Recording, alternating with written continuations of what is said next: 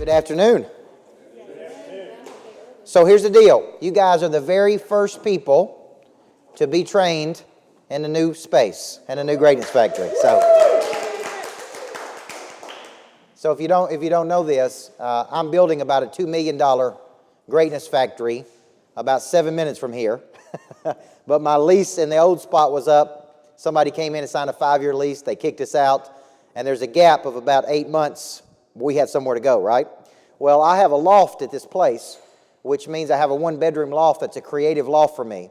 And because I write books and I need to get in a creative space, so about two years ago, I rented a loft that I turned into an office that has a bed. Sometimes my 5-year-old daughter and I come here and spend the night, and it's like going on vacation together. And she loves it. And I used to come in this space, and it was just so cool. You know, I had these big, beautiful windows and the elevation. And I was like, man, I see a vision of this place. And so when he kicked me out over there at the last place, I'm like, I know exactly where we're going to go, right? So our subcontractor built this out in less than 30 days. And there was nothing in here. And when I say nothing, no heating and cooling, there was no electrical. It was a complete bare space. So welcome to the new place. I wanted something cool, industrial, modern. I wanted open working environments. I wanted people to want to collaborate. We actually are offering a greatness pass, which means every month you could actually come here and work every day if you wanted to work here. So if you wanted to come, like you go to eSpaces and work or those places. So some people are going to want to work from here. We signed up a person today that wanted to work, so they're going to come and work in those places. And when I'm here, for those people that are going to work here, I'm going to do a morning rally with the people that come in every morning when I'm in town. So this is just a cool space. So thank you for being the first group. So my wife is in the back. So if y'all don't give her a hand, she designed this whole place. She designed the whole place. All I said was, baby, go do it. And this is what we come up with. So when you think about growing your business, the number one problem I hear by coaching 400 and 500 people at a time is they got a revenue problem. This is the number one problem I hear over and over and over and over again is I'm not making enough money. You with me? And when you're not making enough money, I was on the phone with a real estate agent this morning in Chattanooga that we're coaching. He's scared. He's contracting. And when you get scared and you start contracting, when you get scared, the number one thing you're going to do is our default is to contract, which means to cut. I can't drink this coffee. I can't go to Longhorn Steakhouse. I can't. You understand what I mean? Just understand this. If I'm going to coach you, you got to know this. You cannot cut your way to being wealthy. If you want to be wealthy, and I mean really wealthy, the only way to do it is one way, and that is learn how to sell at a very high level. So I'm talking to him this morning, and I'm explaining this to him. Look, you're doing the worst thing you can do. You're contracting. To increase sales, you got to increase activity. Money follows activity. Money follows energy. Money follows circulation. Money does not follow stagnation. Okay? It doesn't follow you sitting in your office and waiting on the phone to ring. It doesn't follow you hoping leads are going to come in the door. What money follows is money follows your movement. Okay? And by and large, 90% of the people I coach do not have enough movement. They do not have enough circulation. They are not getting in front of enough people. Because the law of innovation and diffusion tells me that out of every 30 people I get in front of, only 4.8 are going to be interested. Out of every 350 people I pitch my services to, only 52.8 are going to step up and take action. You follow what I'm saying here? So as soon as I tell you that, how many of you can say, I know I'm not seeing enough people? See, that is, so when I'm talking to him this morning, I'm like, look, this is simple.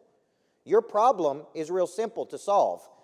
You can't, while you're sitting here, contracting, being scared, what we ought to be doing is taking more action, which is increasing the amount of activity we take in a day.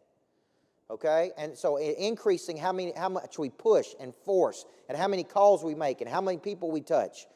So the biggest problem you're going to face is you're not selling at a high enough level. And when you don't sell at a high enough level, your pipeline is not full enough. When your pipeline is not full enough, it's going to add stress and pressure to you, which is what he was sensing. Here's what I know. For every 10 deals we're looking at, 4 of them are going to fall through. Right or wrong? If you only got 2 deals in your pipeline and you're a real estate agent, one of them's going to fall through on you. Your problem ain't that one of them's going to fall through. Your problem is you only got 2 deals in the pipeline. You don't need 2, you need 10. You with me here?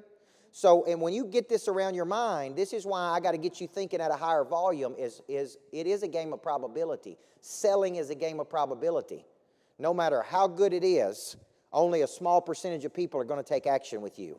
And if you don't get that, you see too few people. Because you see too few people, you don't have enough leads. Because you don't have enough leads, you can't make enough money. And this is a perpetuating problem that is never solved. So I hear it every single day. I don't have enough money. I don't have enough money. I don't have any excess cash. I don't have any leads. This is ongoing. So about 10 years ago, I invented a system.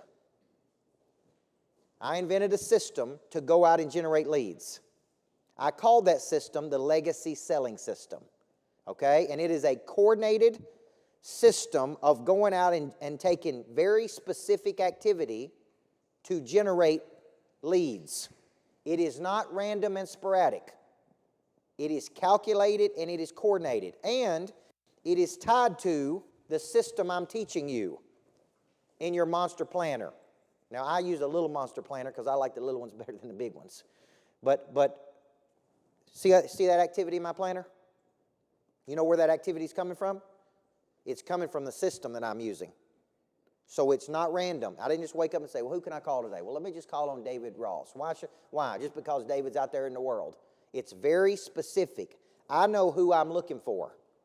So I go out into the marketplace and talk to a lot of people, knowing that I'm only looking for a few of them. Okay, now let me show you how true the numbers are. This past weekend, I spoke to 600 RE/MAX agents in Dallas, Texas. Dallas, Texas has the highest producing offices in the country when it comes to RE/MAX. It is the #1 state. RE/MAX is the #1 producing real estate company right now in the world based on what the numbers show, okay? Now, because they got a lot of agents. Guess how many, speaking to 600 people, guess how many purchased my books when I was done? Just like the number said, 92.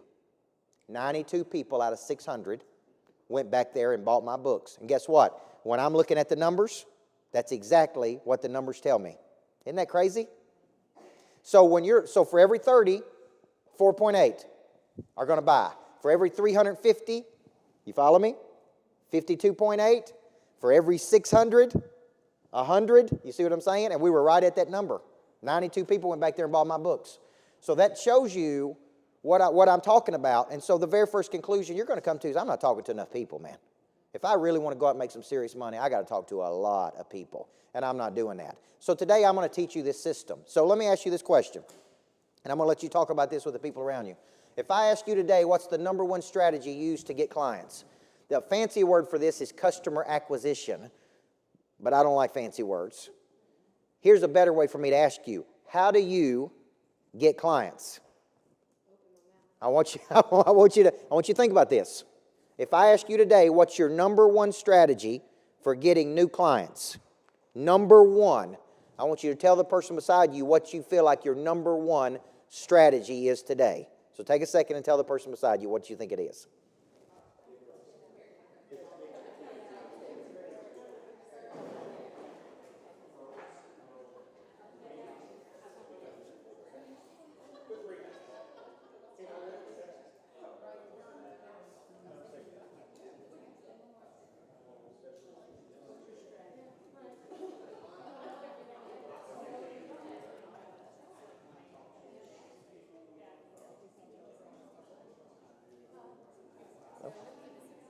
How are you doing? Good. Come on in. Comfortable.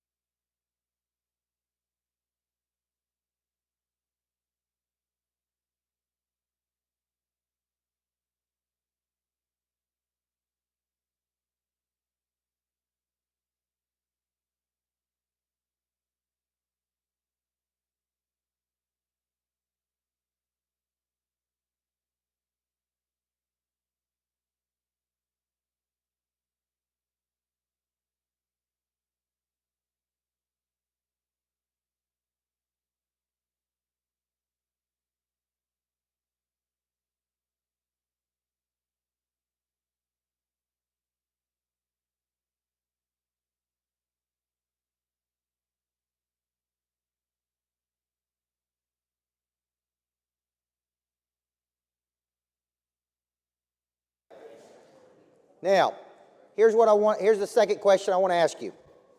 When you're thinking about this, here's what I want to ask you. Now, you just told the person beside you what your number one strategy is to get clients. So the second question is, out of a given day, let's say you work an 8 or 10 hour day, how much of your time is spent doing that? See, this is where you're going to get yourself in trouble right here. If I told you that my number one strategy is speaking to people, would you tell me, if you were coaching me, I need to sit behind my desk and email people all day long? What would you need to tell me? How many people? As many as you can, but I don't know, whatever, 4.8 divided. Yeah, there you go. So if I got an opportunity to speak for free at the Manchester Business Club, and there were going to be 100 people there, but they didn't have any money to pay me, would you tell me to go do it? Of course, because that's my number one strategy. If you tell me you're great face-to-face, and every time you get face-to-face with people, you close business, I'm going to ask you, say, pull out your calendar, show me how many face-to-face meetings you got this week. Everybody see what I'm saying? Here's the problem. We don't have enough strategies. When you're looking at your sheet, you're not doing enough, and you're not marrying your time with your best strategy. You should be spending a high percentage of your time doing that, whatever that is right there. We try to get you to prospect every day for 2 hours, from 9 to 11. Okay? That's a commitment. Because look at this. The purpose of any business is to create a customer. Okay? Now, here's what people are going to tell me. Well, I'm just so... And I'm going to ask you, busy doing what? What is more important to Jason Carey than getting new customers or spending time with the customers you already have in a day? Is there anything that's more important than that? But we do a bunch of things all day long. It's got nothing to do with those two things. So when you hear me talk about high-value activity, if they're doing swimming pools, I don't care if you got so many swimming pools you can't see straight. A percentage of your day should be spent on getting new ones. Everybody with me? If we keep selling and we don't have the infrastructure, we'll hire more people. Right? I called my mama the other day and I said, "You about to come work with me, Mama?" You don't know it, but you are. Because don't think, I told Natalie's mama, "You're about to start making phone calls for us." Because we picked up 200 leads in Texas this past weekend. 200. 200 people walked up and said, "I want to be coached by you." Now we're trying to call them all back. So I need a whole little team of people calling them. And it's a simple phone call that we could train a person to do. Did you enjoy seeing Coach Burt speak? Would you like to know more? What if we gave you access to a free class one time and let you see it again? You see what I'm saying? Anybody could make these phone calls. If it wasn't against labor laws, my 5-year-old daughter would be doing it. She may still be doing it. Y'all just don't know it. But my point is, a percentage of our day has got to be spent in getting new clients. And I say from 9 to 11, can you prospect every day from 9 to 11, solve the world's problems in the afternoon? Because the purpose of any business is to create a new customer. What you're finding, though, is you're not doing enough to create new customers every day. So during your prospecting hours from 9 to 11, here's my rule. You cannot deal with anything that has happened in the past. From 9 to 11, you cannot deal with anything that has happened in the past. So you wrote a contract on something last week. There's something that comes up you got to deal with. From 9 to 11, it's not the time to deal with that. You can deal with it at 8:59. You can deal with it at 11:01. But from 2 hours, that is a sacred time to do nothing but get new money. Everybody follow me here. You got to be committed to this, guys. You say, well, is it working? People that are doing this are growing their business 30, 40, 50, 100%, 200%. The people that are committed to this. All the top real estate agents I've ever coached prospected every morning from 9 to 11, every day. All the top people I've coached, 9 to 11. They're right? If you say you're going to do it in the afternoon, you'll never do it. So, purpose of any business is to create a customer. So how many of you, number one, don't think you have enough strategies to get new clients? And number two, you're not committed right now to get new ones every day. So how many things do I want you to do every day? A minimum of 3. I want you to do at least 3 high-value activities every day. What's a high-value activity, Jason? Meet somebody for coffee, that's money-making activities. So meet, There you go. get in front of people. Yes. So if I schedule a meeting, an upcoming meeting with someone, is that that could potentially turn into money? Is that a high-value activity? Yes or no? Yes. Any intentional activity that you do to create new money is a high-value activity. It could be working new people. It could be following up with people in the pipeline. It could be scheduling a strategic meeting. It could be asking current clients for referrals. Those are all high-value activities. Low-value activity is any other activity you do during the day that's doing nothing to make you any more money. Goofing off, playing on Facebook, talking to people just about nothing during the day, about events or whatever. That's not this. So here's what I want you to know. You got a dominant focus. This is how you spell it. This is how you spell it in Europe. You got a dominant fox. Okay? Come on, girl. Come on. You got a dominant focus. Your dominant focus is a tangible outcome you would like to drive. Let's say I'm your sales manager at Farm Credit, right? And I tell you, here's your number that you got to hit this year. That's your dominant focus. Everybody with me? It don't matter if you're on board with it or not. This is it. If I tell Eric, this is it, man. This is how much you need to sell in a year. You got 12 months to sell it. You need to hit this number every 30 days. Especially if he tells me there's a certain amount of money he wants to make. I'm going to tell him to hit that number every 30 days. You got to hit your number. When you don't hit your number every 30 days, it puts pressure on you in another month. So I hear a lot of people say, well, my first quarter, I had a bad January, but hey, I'm going to pick it up in February. Right? Here's what I'm telling you. Get in the habit of doing it every 30 days. So you got a dominant focus. You backtrack that into a quarterly number, into a monthly number, and then into a daily number. And the daily is this. What am I going to do today to hit my number today? Okay?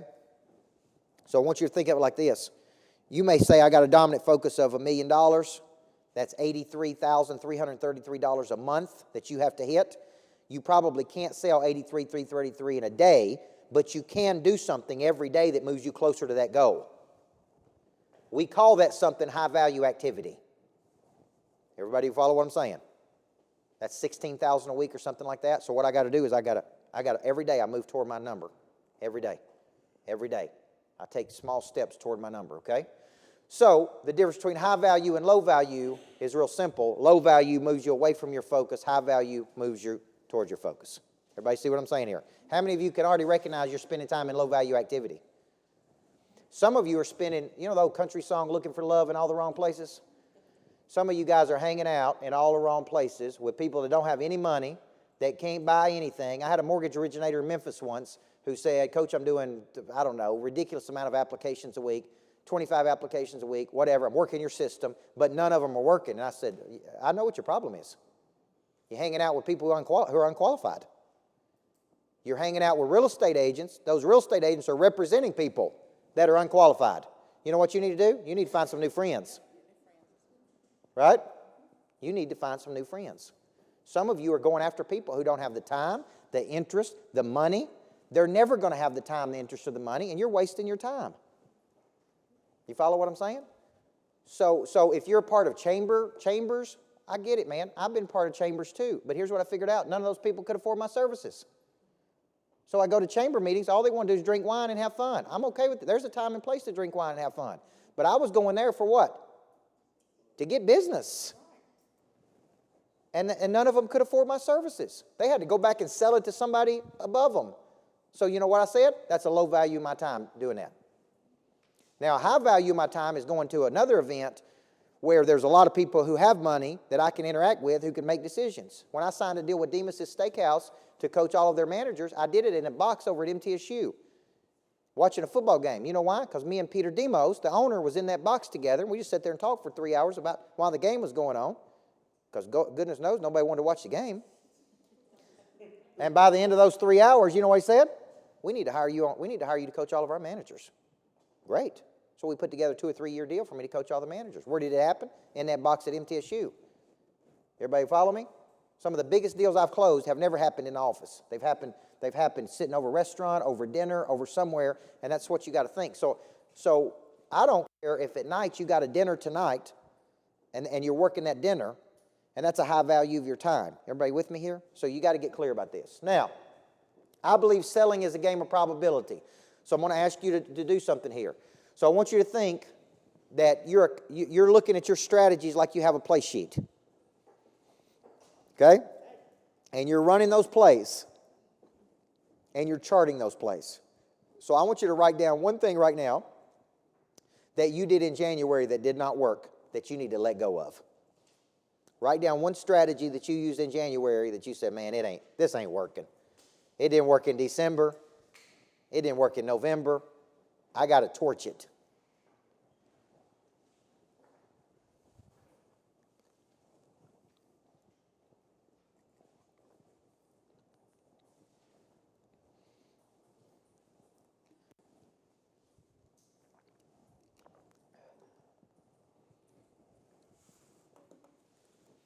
Okay? Now, I want you to pretend that I'm back in my coaching days. I think it was last night I went back and inducted one of my players into the Hall of Fame.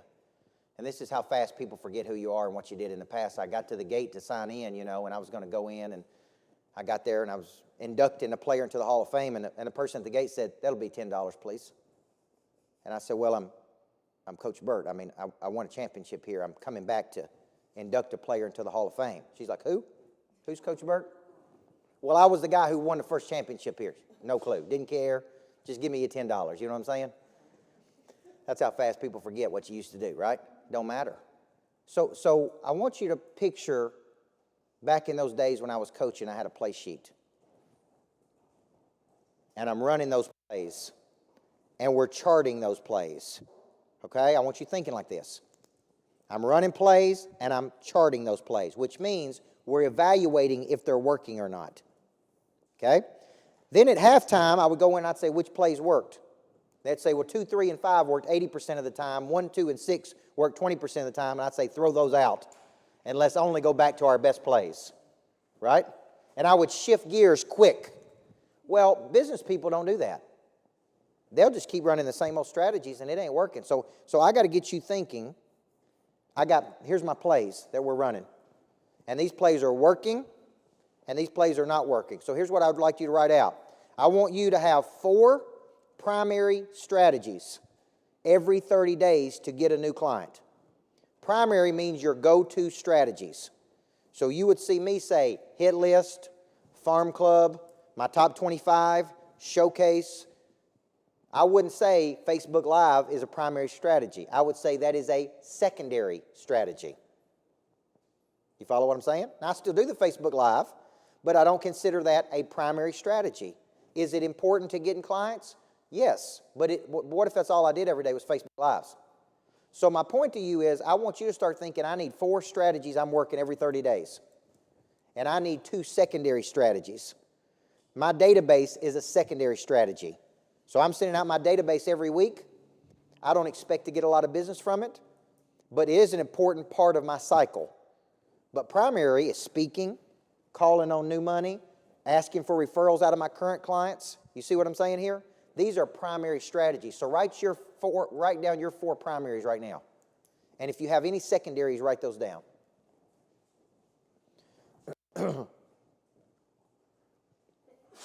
Bless you.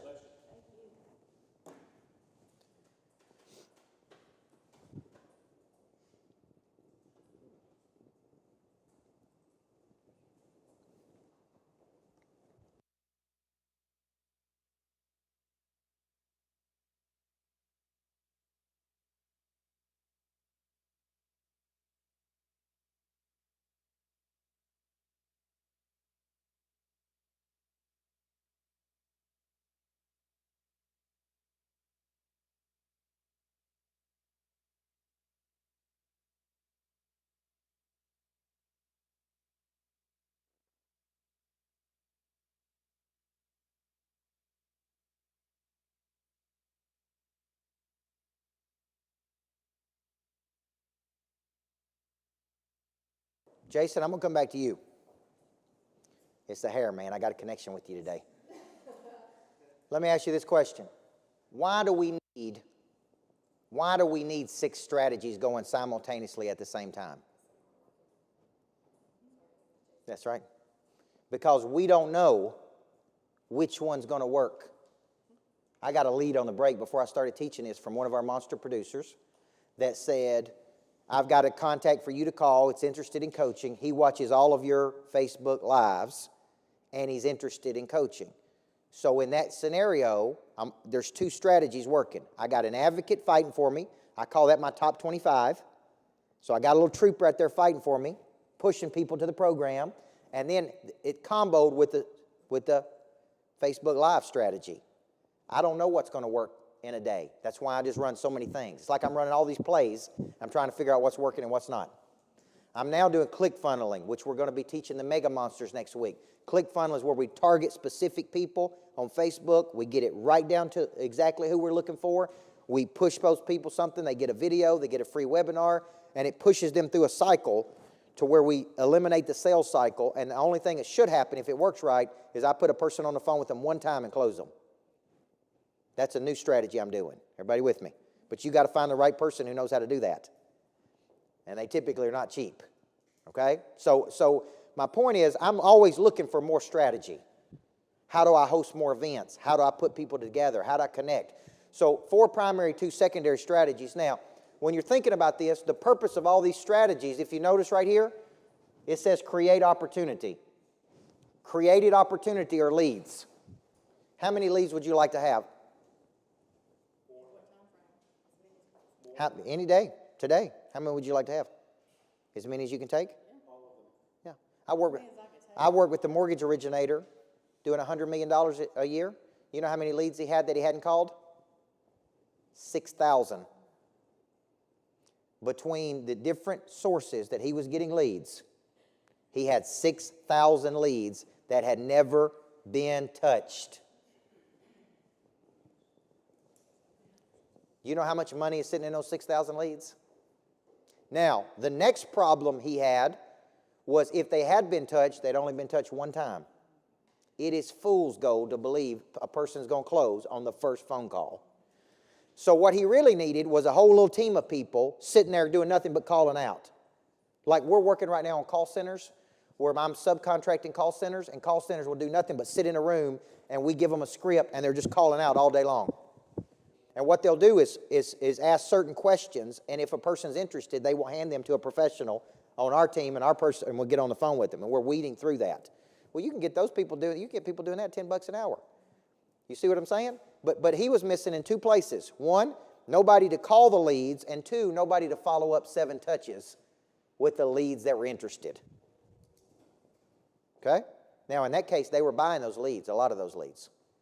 They were buying those. So, when you see what I'm saying here, here's what I want you to remember. What we're doing is we're working different strategies every day to do what? Feed leads. Feed leads. Now, here's an example. Here's what I would do for Lauren Sparks Pools. For every pool you build, I would go to that homeowner and say, when we're done, we want to come back and celebrate with you. We're going to host a big pool party. Barbecue, music on us. Invite all your friends. Because as soon as they see that pool, the very first question they're going to ask is, who did this? Who built this pool? Oh, they're here with us today. You may sell 3 pools in one day. Is that a whole lot faster sales cycle than calling on people and waiting on people? If I'm a real estate agent, after the transaction is over, I want to find a way to get back in that house with them. Hey, I'm going to have a party with you. It's on me. Barbecue for 50 of your friends. If I'm doing a mortgage, I want to try to find a way to bring this loop back home to us. So I'm getting referrals faster. Everybody with me? So if it costs you $400 or $500, quit being cheap. Was $400 or $500 worth a lot of money to you? Yes or no? See, a lot of people go, oh, I can't spend any money on this. That's going to be an expense. That is not an expense. Okay? I wrote off like $25,000 last year for parties at my house. Is that worth it? If it helps bring us more clients, you better believe it is. Is that an expense? No, it's not an expense. That's an investment. In who? My clients. Everybody with me? So for you, you got to quit thinking. I had a business coach once that taught me this. Quit spending all this money on marketing you're spending on marketing and spend it back on your clients, your best clients, and see if they don't bring you referrals. So think parties, events, constant things. Because I can't tell you how many people are spending money on some stupid marketing trick that ain't working. Oh, I'm buying leads. You know, I'm paying $700 a month to buy leads, but they're crappy leads. I don't even want to call them. Well, take that $700 and put it back into your best clients. Do something that will work, okay? Now, so that may be one of your strategies. So what we're doing is we're using multiple strategies, and here's the philosophy I'm operating on. Money changes hands when? You got to get that in your head. So to create a lead, I got to go out into the marketplace, and I got to find problems. I got to find problems. And the only way I know what your problems are what? Talking to you. Okay? I just got to talk to you.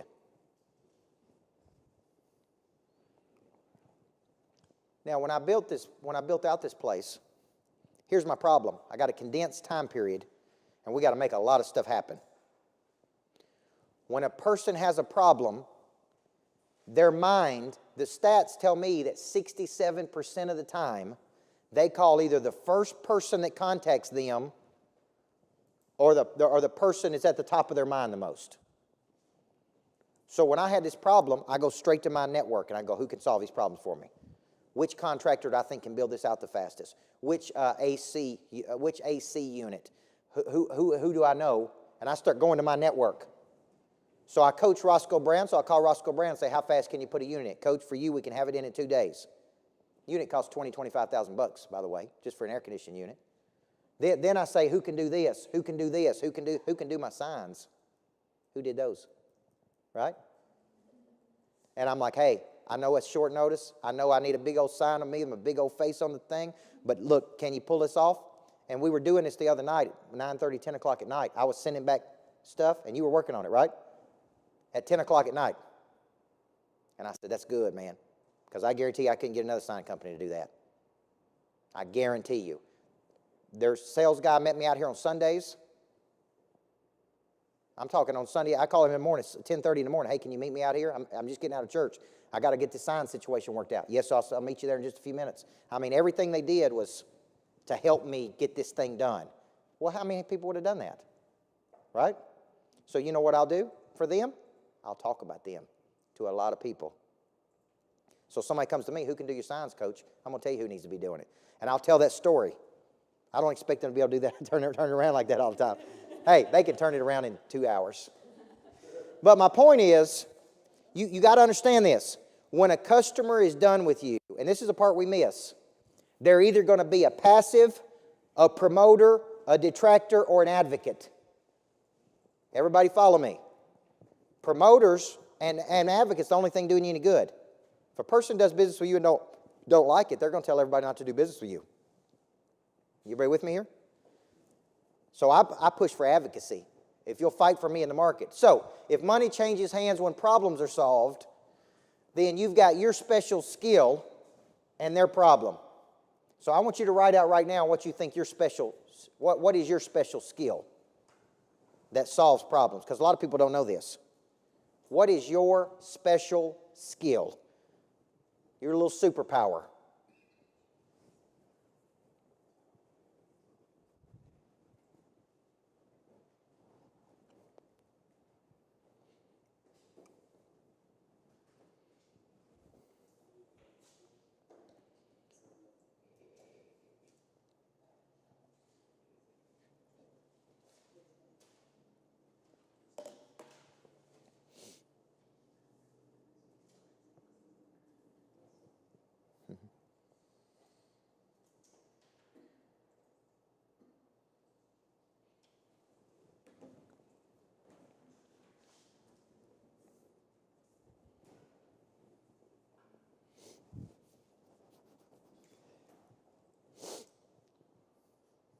Hey, I'm coming back to you again, brother.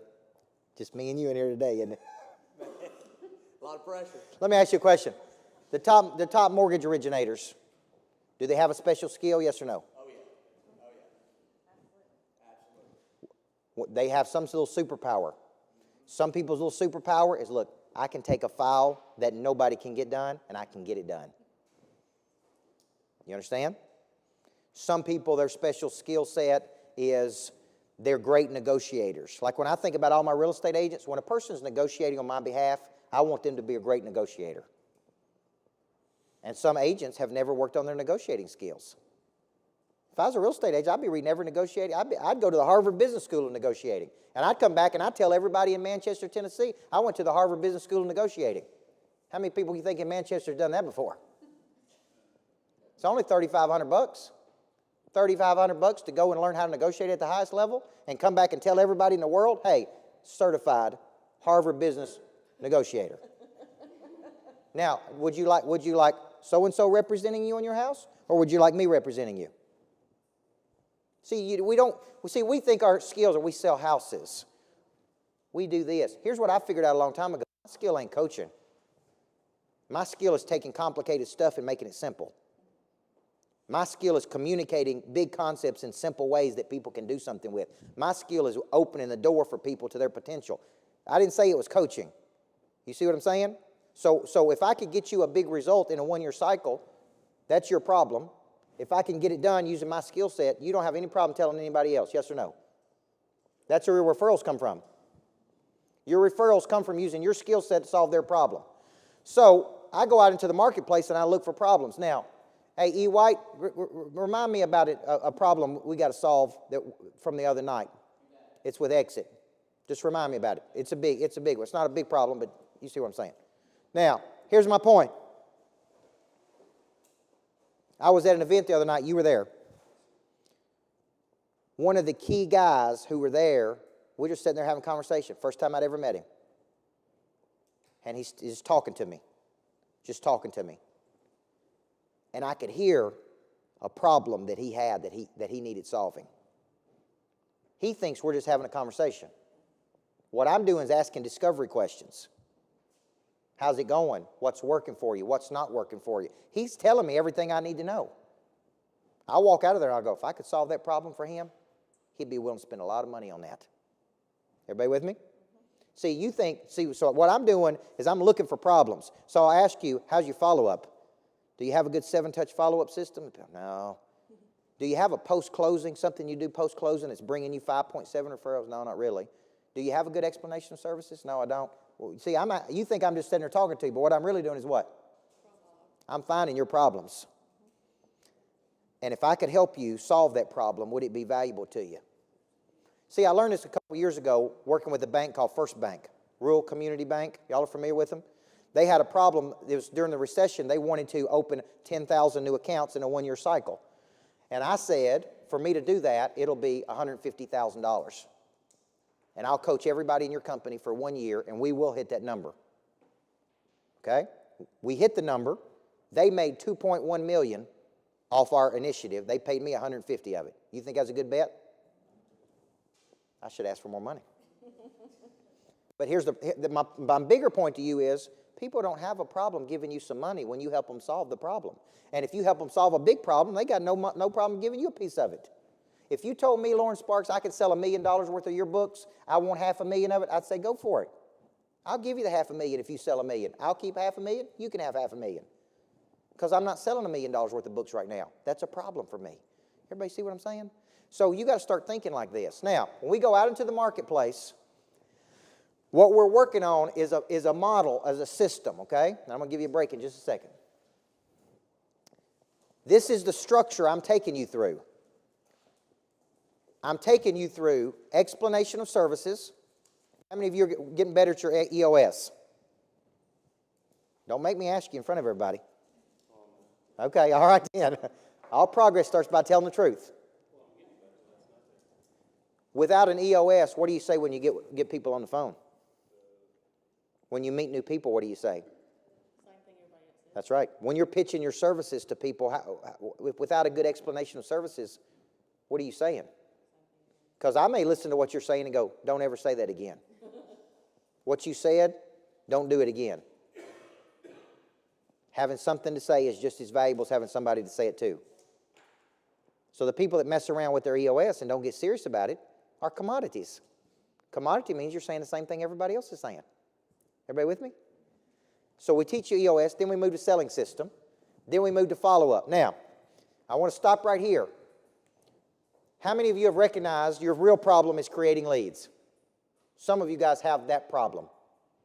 It's because you're not using enough strategy, and I'm going to give you some strategies in just a few minutes. Now, when the lead comes in the door, there's three things that are happening. You're building rapport with people, which some people are awful at, by the way. You're doing discovery by asking questions to dig in. Let's go back to the pool. If you have a trained person talking to these people, they may start off with a $50,000 pool and end up with a $100,000 pool. Wouldn't you want to go ahead and add a waterfall? Why would you want to come back and put in this? We could just do it all at one time and save you all that headache.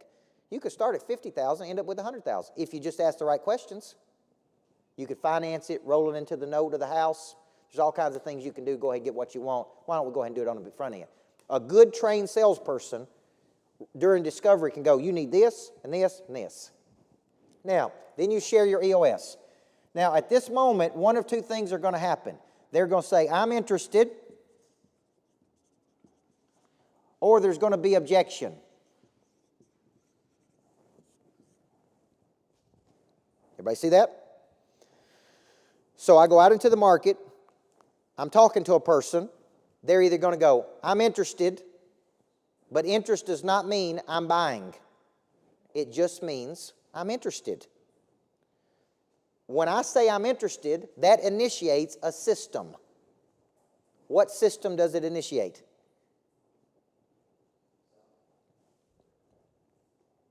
It initiates the 7-touch follow-up system. And we're going to teach you that in $1 Million Follow-Up. That'll be one of the special courses you go through. So when a person comes in, when they say they're interested, then we go 7 touches right here.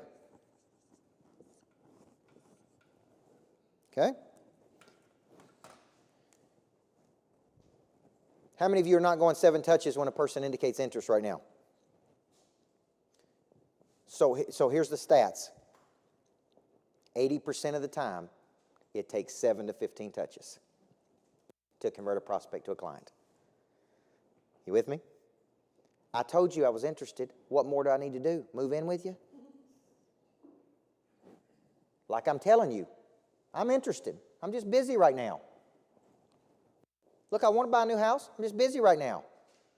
I want to buy a new car. I'm just busy right now. I want to do this. I'm just busy right now. I need you to stay in my face.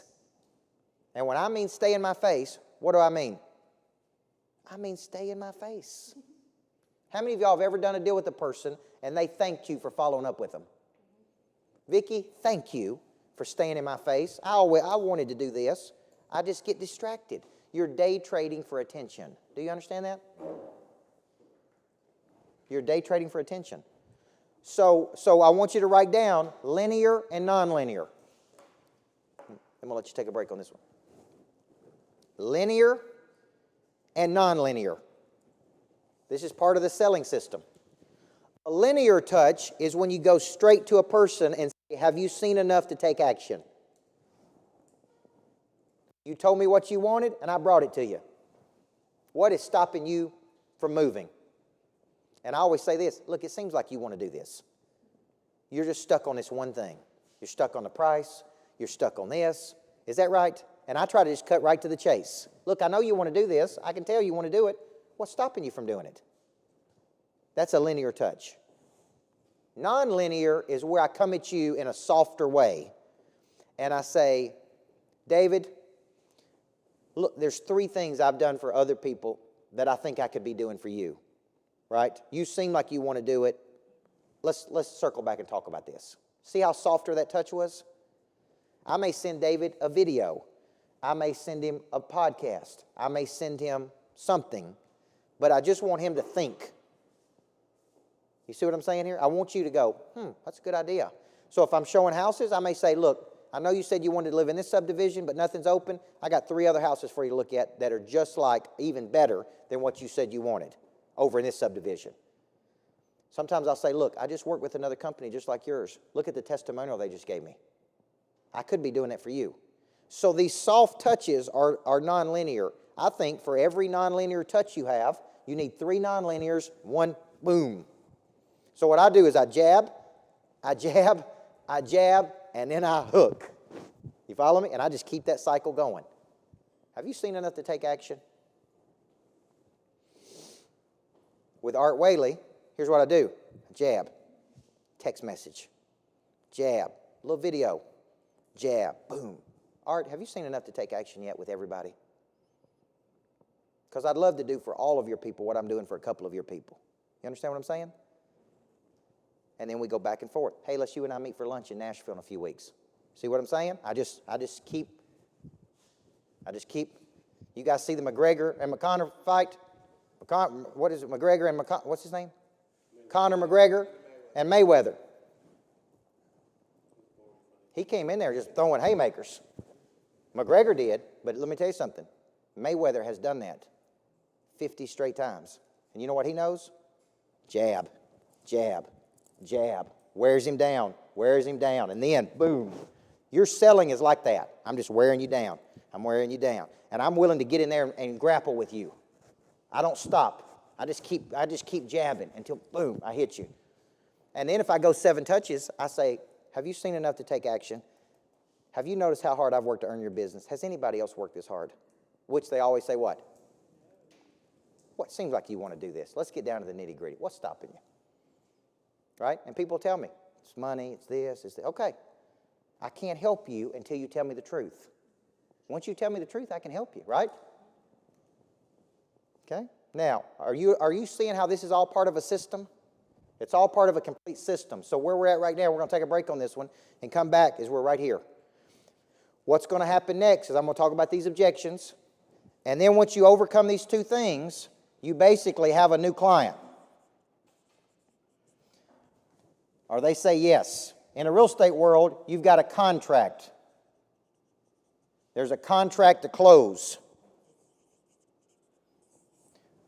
This is what I call the referral zone.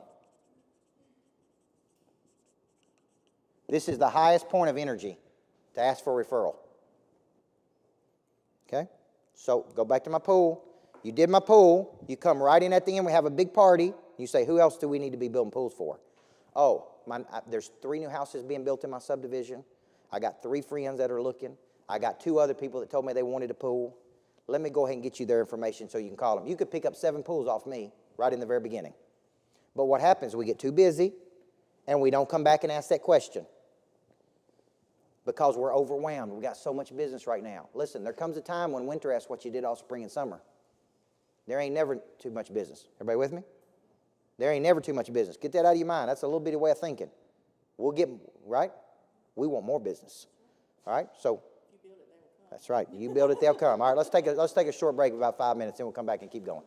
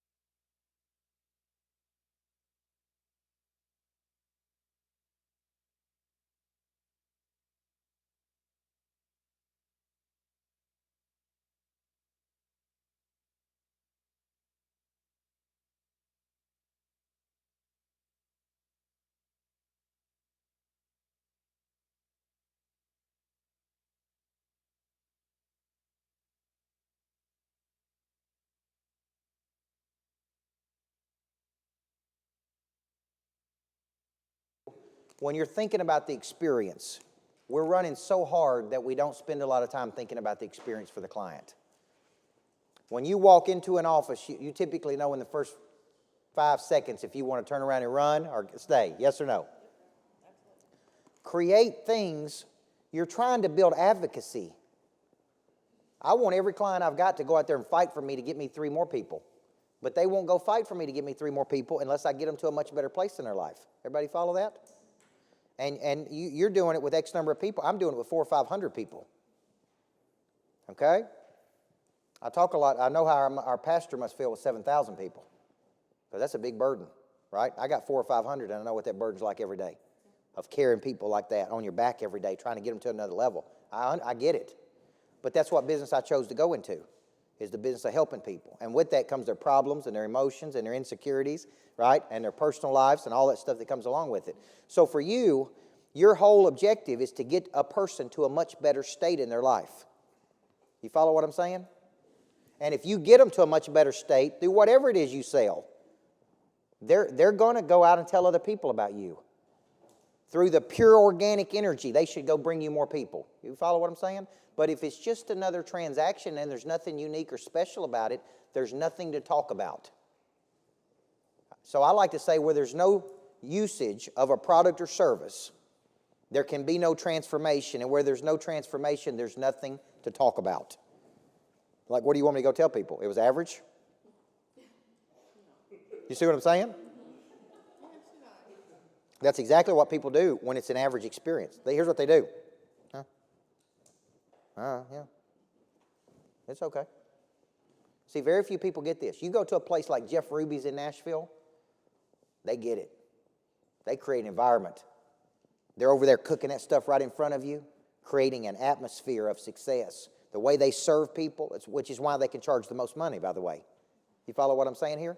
They're creating an atmosphere, and people are talking about it. Like, you got to go, man. You got to go to this steakhouse. You got to go check this out. So for you, what we're trying to do is get people in the door through our strategies. Be great with coaching them. You're really coaching them right here on what they need. When they indicate interest, the only reason they have not taken action with you is they have not seen enough to take action. Everybody follow me? So what do? The reason I'm sitting on the fence with you is because you haven't given me enough information to take action. You haven't told me enough about that subdivision. You haven't educated me enough about that house. You haven't told me why this is better than that. So what I do is I sit. If you want me to move, feed me more information. I don't know if you thought about it this way. I don't know if you looked at it this way. We could save you this much money on your loan if you take action today. If you wait 3 months, it could be a quarter point higher. You understand what I'm saying? Keep feeding me information until I've seen enough to take action. Okay? That's the only reason. So just remember, when we're right in this area right here, they're stalling on you because they're afraid of something. But they're not telling you what they're afraid of. What if it don't work out? What if I spend all this money and it don't work? What if this? What if I lose everything? We're talking about a monster producer tonight, rejection, fear of rejection. Well, one big fear of rejection is, what happens if I lose everything? That's right. Miss 100% shots you don't take, right? But they're afraid of something. Now, let's say that they object, so they come in the door and they're interested. You do a good job explaining your services, but you meet objection right there. What does that objection look like? Give me some of the things that people say to you. Too expensive, can't afford it, not the right time. I hear that a lot. Timing's just not right. I'm already working with somebody else. Now, I want you to remember this, because this is one of the strongest things we're going to teach you this year. Selling anything at the highest level objection comes with it. Objection is opposition of thought. That's what the word objection means. That means you've got a thought, and I've got a thought, and my thought is opposing your thought. Okay? But it's a feeling. That feeling can be changed. Like, let's say I've already got my mortgage originator I'm working with, but you come along, and I like your personality, and I like your energy, but I haven't seen enough, but I got some loyalty to this one. It's up to you. It's my Alabama girl here. But listen, through our interaction with each other, you start to win me over. You start to win me over, and I start going home at night going, man, I really like her better than who I'm using. We got better business chemistry. She's in my face. I like her personality better. Now, I really want to go with her. But I put up objection. I need to think about it. I need to sleep on it. I need to talk about it. I need to pray about it. I've got loyalty to this person. What's my real fear? There you go. My real fear is breaking up with the person I'm using. She needs to help me with that. She needs to address what they call the elephant in the room. And the elephant in the room is, look, I understand you got loyalty to that company and that person. I admire that. But can't we both, here's where I challenge them. Can't we both agree that the skills that got us out of Egypt can't always get us to the promised land? Or I may say, can't we both agree that some relationships started off strong but have gotten weak? And how they used to love on you, they don't love on you like they used to. You see what I'm saying? Now I'm making my case. And they're sitting there going, she's right, she's right, she's right. And eventually they go, you know what? I'm going to give you one deal just to see how it goes. She does a great job with that deal, and that opens up possibility. Everybody with me? So, bonus points for any person who can show me or tell me the 5 steps for overcoming objection. Uh-oh, come on. There you go. Give her a hand. That's good. Good job. So I listen and I acknowledge. I understand. Right? I listen, acknowledge, isolate. How do I isolate? Give me a good isolation question. Because there's a certain way I've taught you guys how to say it. There you go. Is there anything other than this one reason that's keeping you from moving forward with me? Right? So if it's the loyalty problem, is there anything other than your loyalty to that person or anything other than you not wanting to break up with them that is keeping you from giving me a shot? Right? And they may go, nope, that's the only thing. Now, if they say that's the only thing, then guess what we know? We know what the real objection is. So then I validate it. I understand. If I could show you a way that we could do it, maybe even this much better, would you give me a shot? You would give me a shot, wouldn't you? Because we both like each other. Things are going good. Okay? Now, if they don't balk, if they don't take action on that, then I challenge them. I challenge them. And challenge means I make them think. Right? And I may say, what skills that got us out of Egypt can't get us to the promised land. What got us here won't get us there. They have been great for you for a season of your life, but now you're in a new season. Right? Has there ever been a time in your life where you went with something else only to find out it was way better than what you were going with? And they're going to sit there and go, oh yeah. You see how I'm making them think? I'm not letting them off the hook. Unskilled salespeople let people off the hook. So a person tells you it's too expensive. An unskilled salesperson will go, okay, I understand. You need to say, you're right, it is expensive. But it's not a liability, it's an asset. Asset adds to. Let's picture your kids out there playing in that swimming pool this summer and you having barbecues over and you loving every time you come home. You know what I love about my pool? The blue lights at night. I love looking out there at my swimming pool. It's got those blue lights on. There's something about it's just cool. You understand? So let me tell you what that makes me happy. It makes me happy. What's the price tag for that? You follow me? What if I could put you in a home that every night you come home, you love coming home to it? What's that worth to you? So is it expensive? On the surface, it does look expensive. You understand what I mean? But what's the value of you coming home to this every night and loving it? See, so what I'm doing is I'm challenging them a little bit. Okay? In a real estate world, it could be if you got to sleep on it another night, you're not going to sleep in it. I can understand why you'd want to sleep on it, but can't we both agree that in a high-demand market, there's going to be 5 offers on this? If you got to sleep on it another night, I wouldn't be doing my job if I didn't tell you probably won't sleep in this one. And I always use this phrase, how would you feel if I had to call you tomorrow and tell you this house wasn't available? Because it seems like you love it. I don't want to make that phone call, right, Mitch? I don't want to make that phone call to you, right? Now, these are phrases that negotiators use. How versus why, it seems like, right? So let me give you another one I used today that I haven't used all year. This is bonus material. Why buy with money what you could buy with emotional satisfaction? Let that sink in for a second. Why buy with money what you could buy with emotional satisfaction? You tell Donald Trump that you will put him on the front of any magazine and he'll give you the interview. You ain't got to pay for it. Just tell him you're going to put him on the front as man of the decade. You know what he'll say? I'm available. You ain't got to pay for it because you can buy it with emotional satisfaction. Everybody with me? You need to understand this when you're negotiating with people. Sometimes it ain't money. Sometimes it's this or the recognition. Sometimes it's this. Sometimes it's something else. Now, in the selling system, we're coming down the home stretch here, so hang with me. This is what this looks like. Same picture over here. Opportunity, EOS, objection. Now, let's say we fight through all of this, and they say, yes, I'm in. When is the best time to ask for a referral? Right then. Right, the highest point of commitment is when they say, I'm in.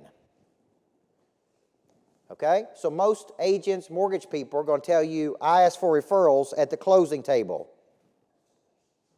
You ought to be asking right here. During the process. So you say, how does that look like? You say, man, this is going great. I love working with you. We got this puppy on time to close. We're going to get you in that house of your dreams. Hey, who else do I need to be helping? See what I'm saying? Right in the middle of that. It's going to be hard for you to do that if you bumble this thing around and it's late and it ain't on time and everybody's upset all the time. You can't go back and ask. So you got to ask when they're happy. You know what my saying is, you live with anybody long enough, you'll find something you don't like about them. Except you, sweetie.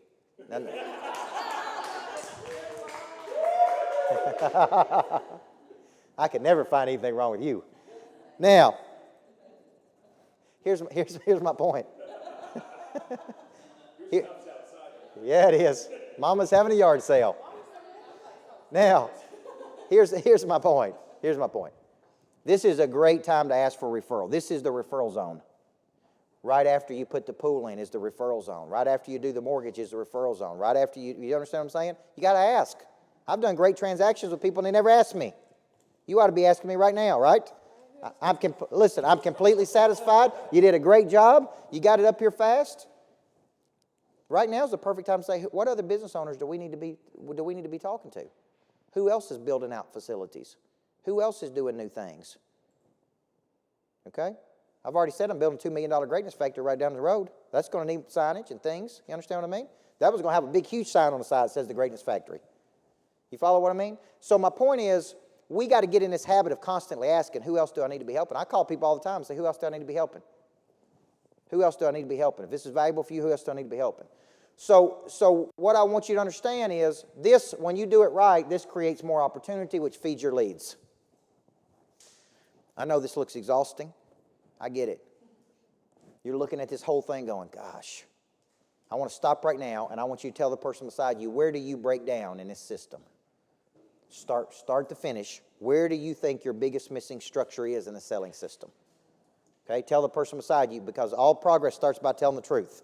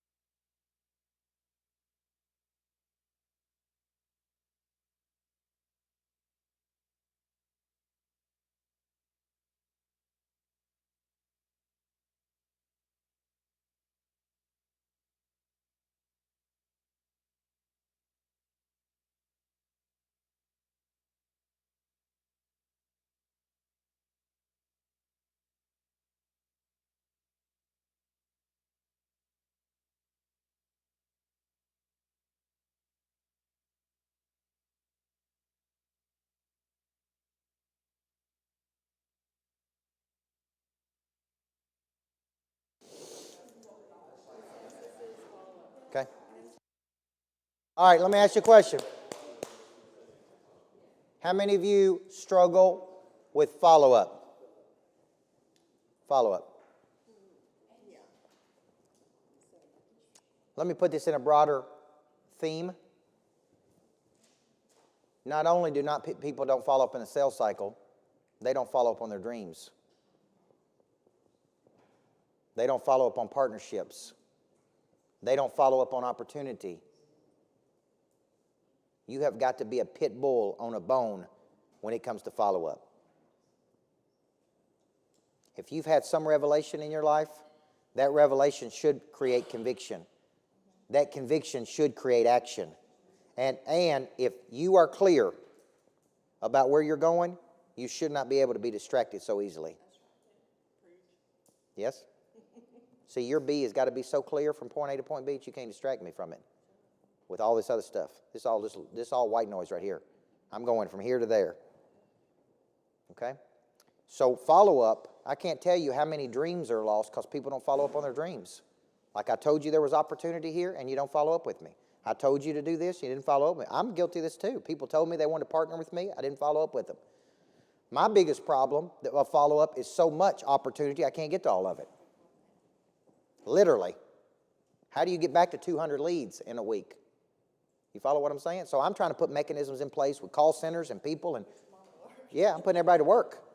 But my point is, this is the reason. I know why I drop the ball with follow-up. There's so many people in a day that say, call me, I'd like to spend time with you, I'd like to do this, I'd like to do this, and I just can't get to all of it. So that's still a kryptonite. That's my kryptonite. So what I'm telling you is, you may say, look, we got so much business we can't handle all of it right now. That is still a kryptonite problem that we got to fix. Because what if one day we wake up and all that business is not there? See, I always operate by this philosophy. There comes a time when winter asks what you did all spring and summer. You plan now for winter, whether it's here or not, right? You grind it out. Okay? Now, let's finish with this. These are the categories in the selling system. The main categories. Okay? So when you're working your selling system, okay, here's what I want you thinking. During your call times, from 9 to 11, you're like, what am I supposed to be working on? Who am I supposed to be calling?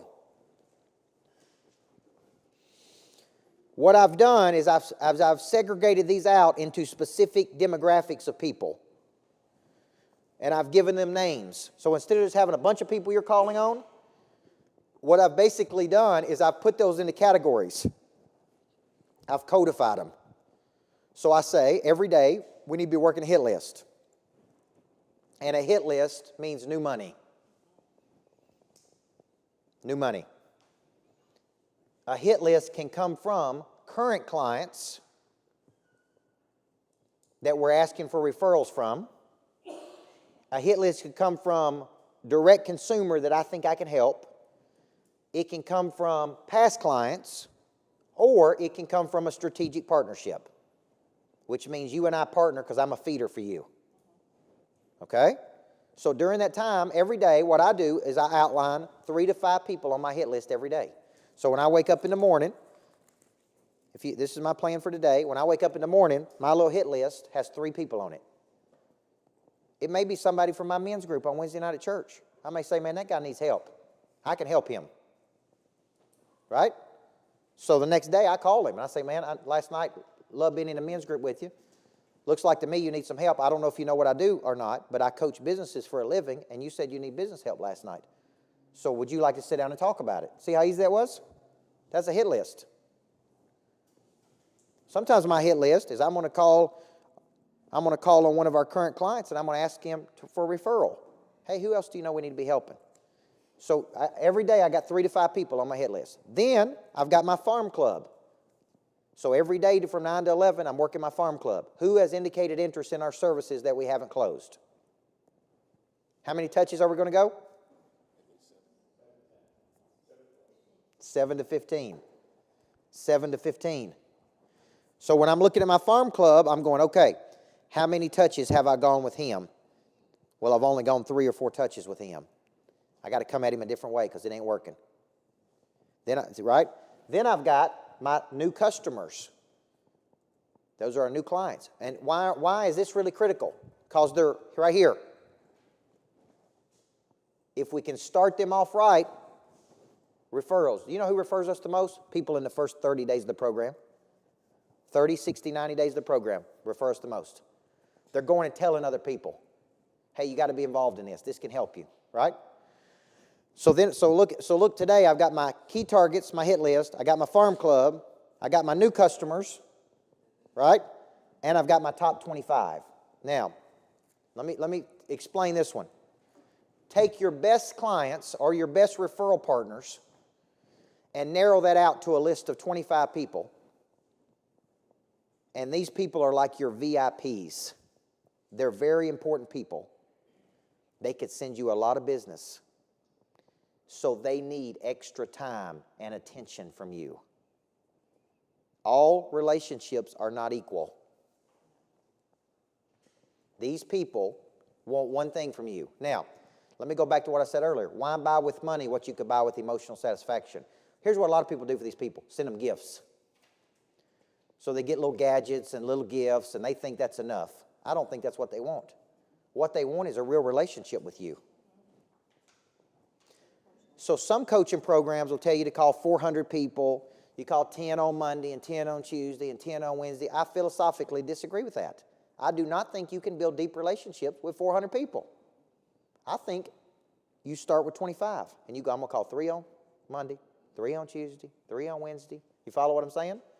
And you may say, for the whole week, I'm going to love on these 3 people, which could mean you and I go to breakfast, we talk, we go to dinner. Like tomorrow night, we got dinner with 10 of my biggest people. You see what I'm saying? We'll have them over at our house. I'll put them on the airplane with me. I'll put them on the bus with me. Whatever I got to do to stay in their face, I do. Okay? The airplane works pretty good too, by the way.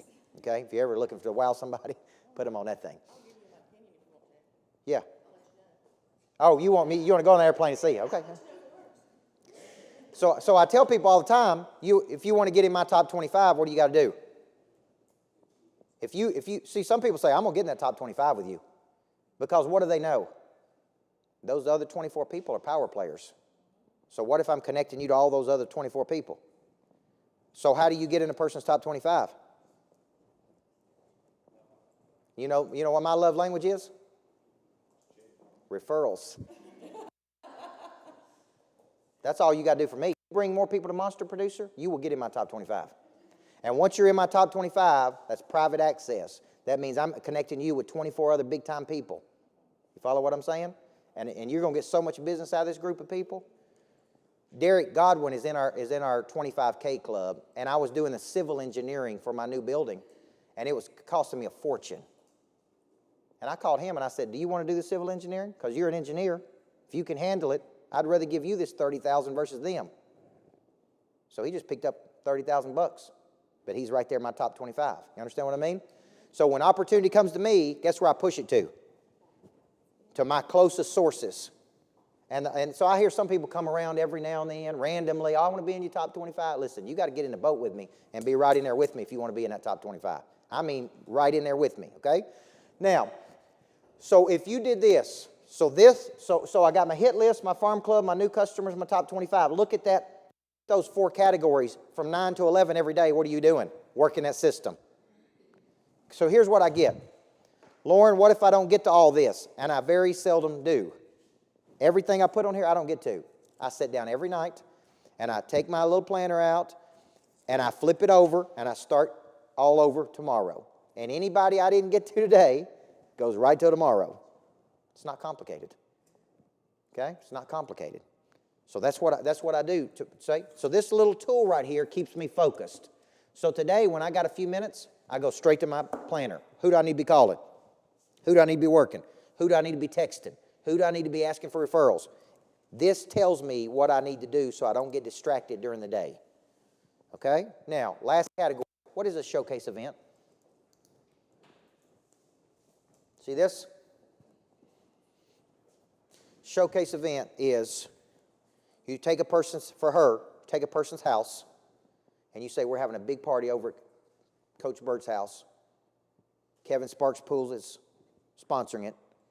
We're going to get as many people over there to see this swimming pool as we can. Take your best pool. You go to that homeowner and say, hey, can I get as many people as I can over here? And I want to have a big party. That's a showcase. And you have little books to hand them and show them samples. And, hey, if you're looking at a pool, look at what we could do here. Look at how we did this. And one night, you could pick up 4 or 5 people that want to buy a swimming pool. You understand what I mean? So if a pool costs between $50,000 and $100,000, you could pick up $500,000 in a night if you just do it right. So what is a showcase for a mortgage originator? Hey, I'm going to bring everybody together. You've done one where you bring people together and let them have fun. So there's 2 types of showcases, education and entertainment. Every now and then there's a little edutainment. And edutainment is you teach them something and then you let them have fun. You educate them and then you entertain them, right? Some of the showcase events I do are just entertainment. I just get people together and let them have fun. No business. I'm not going to be doing any PowerPoints.